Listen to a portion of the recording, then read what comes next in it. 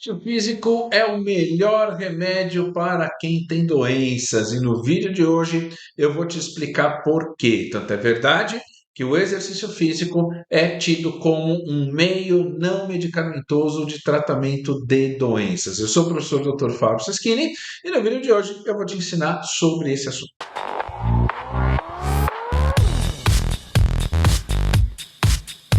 Seja bem-vindo aqui ao canal do Viajando pela Fisiologia. Neste canal você encontra vídeos para estudantes profissionais de educação física sobre a área da fisiologia do exercício e do treinamento para qualquer perfil de aluno. E uma das dúvidas que eu recebi de um dos inscritos aqui do canal foi exatamente isso. Professor, por que o exercício hoje é tido como um meio não medicamentoso para o tratamento de doenças? Então vamos lá. Olha como é extremamente interessante. Vamos pegar um hipertenso. Quando você tem um indivíduo que é hipertenso, provavelmente ele faz tratamento com o uso de remédios para diminuir essa pressão arterial, né? Que são os remédios chamados de antihipertensivos. E aí, de todas as classes dos remédios chamados antihipertensivos, você tem remédios, por exemplo, que vão agir nos rins, acelerando a formação de urina, a eliminação de água, para que, diminuindo a água dentro do corpo, diminua também a pressão arterial. Você tem remédios, por exemplo, que vão agir, né, no coração, lá nos receptores do coração, para diminuir a frequência cardíaca e diminuir a capacidade de força de contração desse coração, para poder diminuir um pouquinho o débito cardíaco, diminuindo assim a pressão arterial. Assim como você tem fármacos que são os famosos inibidores dos canais de cálcio, né? Vão agir lá nos canais de cálcio para poder diminuir a pressão arterial. Então, o que você conclui? Quando uma determinada doença é tratado com um determinado remédio, os remédios, em geral, eles têm ação puramente localizadas. Então, por exemplo, voltando ao exemplo do hipertenso. Se o hipertenso toma um remédio que é um beta-bloqueador, é um remédio que vai bloquear os receptores betas cardíacos e, como consequência, vai diminuir a frequência cardíaca, o volume sistólico, vai diminuir o débito cardíaco e, consequentemente, a pressão arterial que estava elevada, ela vai diminuir e vai controlar. Então, esses remédios, eles vão agir, no caso do beta-bloqueador, exclusivamente nos receptores betas do coração. Então, quando você tem uma determinada doença, os remédios têm uma ação puramente localizada. Um outro exemplo, indivíduos que estão em fase inicial do diabetes, é muito comum o médico prescrever um remédio chamado metformina.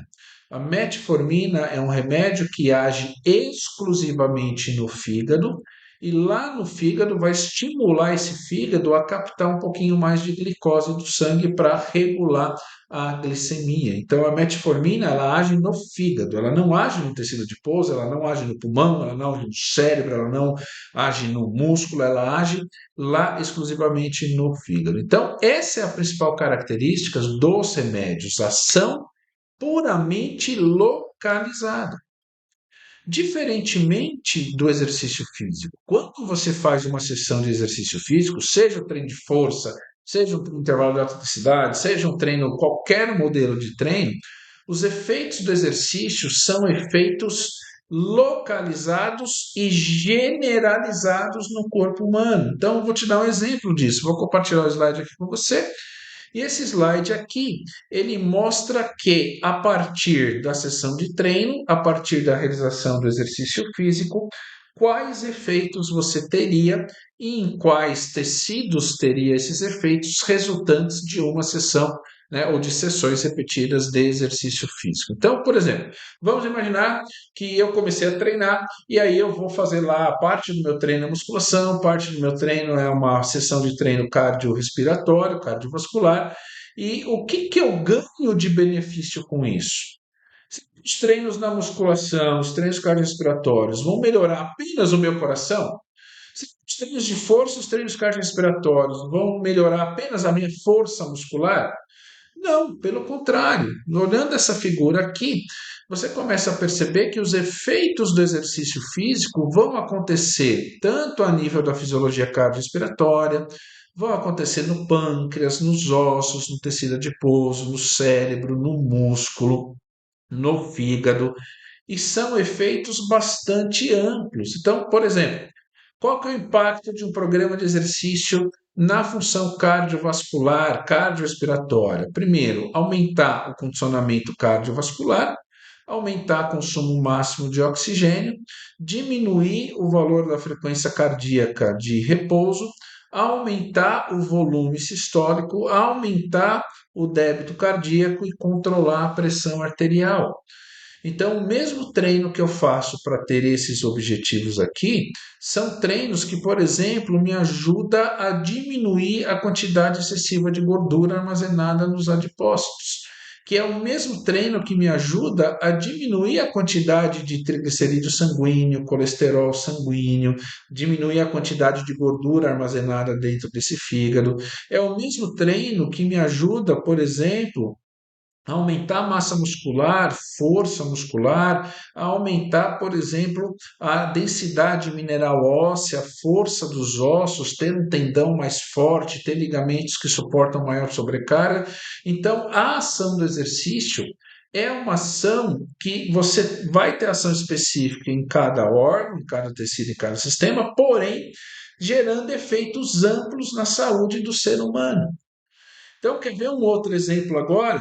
Vamos imaginar que você vai no pronto-socorro e lá no pronto-socorro você está com dor na lombar, suas costas estão doendo demais.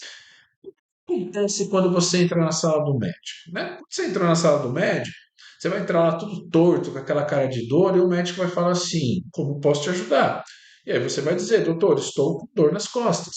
E aí o médico vai perguntar: desde quando? Aí você vai falar: desde ontem. E aí o médico vai dizer, mas você já sentiu essa dor antes? Aí você vai dizer, não. Ontem eu fui levantar do sofá, deu uma fisgadinha aqui e começou a doer e fiquei tudo torto. Então o médico ele vai te fazer perguntas para entender, né, o que está acontecendo com você. E aí ele tem que prescrever um remédio para diminuir a sua dor. Como é que ele prescreve o remédio? Ele pega a receita, escreve, né, ou digita lá no computador, e aí sai a receita e ele vai te explicar. Ele vai dizer assim para você: olha, você vai tomar este tipo de remédio, que é o naproxeno, você vai tomar uma cápsula a cada 12 horas de 500 miligramas. O que que tem aqui? Volume e intensidade. Aí, quando você prescreve o exercício também tem volume e intensidade. Né? Exercício tem tipo aeróbico, tipo de força, tipo flexibilidade. Exercício tem volume, quanto tempo você treina, o número de séries que você faz, o número de repetições que você faz. Exercício tem intensidade. Né? Intensidade, no caso do remédio, é o miligrama. 500 miligramas tem menos poder de intensidade do que 1000 miligramas. Exercício pode ser mais intenso, pode ser menos intenso. Então, todas as características de prescrição que o médico usa para prescrever um fármaco, o profissional de educação física usa para prescrever o exercício físico. Então, da mesma forma que o fármaco tem dose, o exercício também tem dose. Então, vou te dar um exemplo prático. Se eu quiser aumentar, vamos imaginar, 2 meses de treinamento. Eu quero treinar para aumentar a minha aptidão cardiorrespiratória e o meu consumo máximo de oxigênio.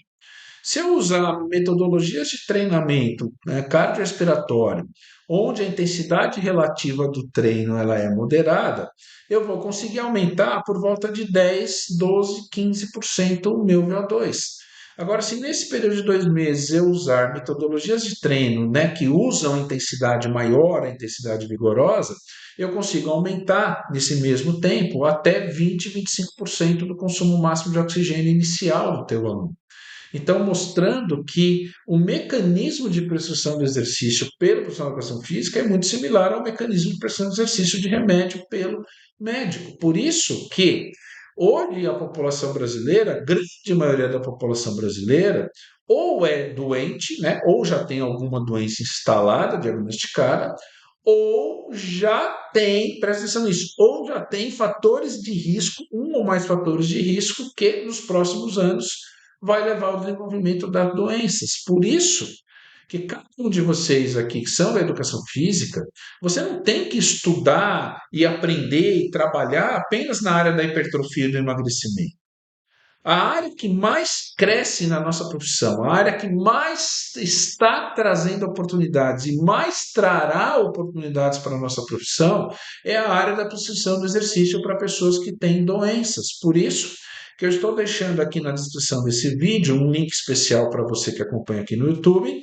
E nesse link é do meu treinamento online, da minha certificação online de 60 horas, chamado Masterclass Exercício e Doença Crônica. Nessa certificação, eu te ensino em detalhes como você planeja, prescreve e periodiza os treinos para pessoas que têm doenças. É um curso que vem com várias planilhas de periodização, vem com vários livros digitais e tem desconto especial liberado para você aqui do canal por tempo limitado. Então, clica lá no link para você conhecer a certificação de 60 horas chamado Masterclass Exercício e Doença Crônica. Beleza? Então, tem dúvidas sobre exercício e doença? Escreve aqui no chat, deixe o seu like, compartilhe o vídeo com seus amigos e vamos juntos trabalhar por uma educação física mais saudável, melhor e mais prazerosa para todo mundo. Um grande abraço e até o próximo vídeo.